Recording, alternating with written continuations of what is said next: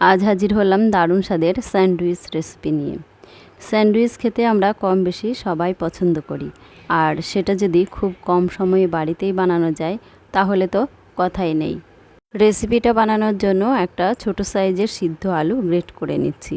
তবে আলুটা গ্রেট করার পরিবর্তে ম্যাশার দিয়ে ম্যাশ করেও নিতে পারেন।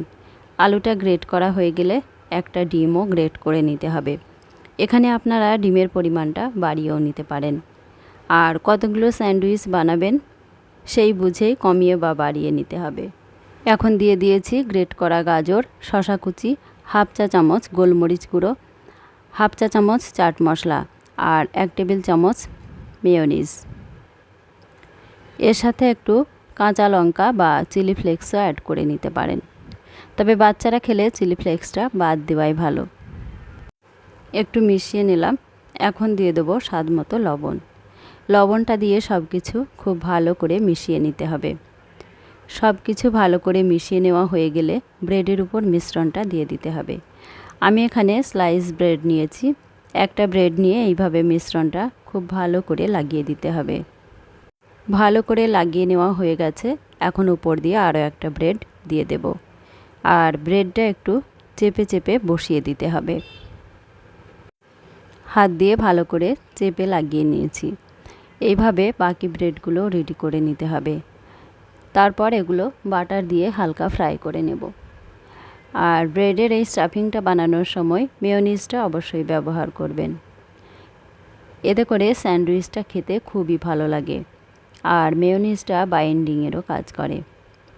হাতের কাছে ধনেপাতা থাকলেও একটু কুচি করে নিয়ে দিতে পারেন। ব্রেডগুলো এইভাবে রেডি করে নিয়েছি। এখন এগুলো সেঁকে নেওয়ার জন্য প্যানে বাটার দিয়ে দিলাম। লো হিটে বাটারটা গলিয়ে নিতে হবে।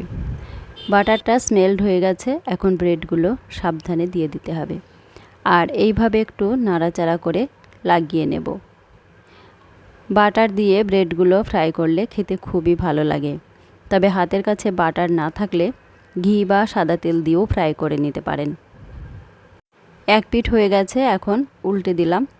আর এই পিঠটাও ফ্রাই করার জন্য আরও একটু বাটার দিয়ে দিয়েছি। একইভাবে এই পিঠটাও 1 মিনিট ফ্রাই করে নেব। তারপর একটা প্লেটে তুলে নেব। স্যান্ডউইচ রেডি হয়ে গেছে। এখন একটা ছুরি দিয়ে কোনাকুনি করে কেটে নেব। স্যান্ডউইচটা কতটা ক্রিস্পি হয়েছে দেখুন। রোজ রোজ রুটি পরোটা খেতে কারোরই ভালো লাগে না, তো এইভাবে হেলদি অ্যান্ড টেস্টি স্যান্ডউইচ বানিয়ে নিতেই পারেন। সবাই কিন্তু তৃপ্তি করে খাবে। আর টেস্টি টেস্টি এই স্যান্ডউইচ বাচ্চাদের টিফিনেও দিতে পারেন, আবার ব্রেকফাস্টও করে নিতে পারেন। রেসিপিটা ভালো লাগলে আমার এই ছোট্ট চ্যানেলটা সাবস্ক্রাইব করে দেবেন, আর লাইক, কমেন্ট ও শেয়ার করে পাশে থাকবেন। সবাইকে অসংখ্য ধন্যবাদ।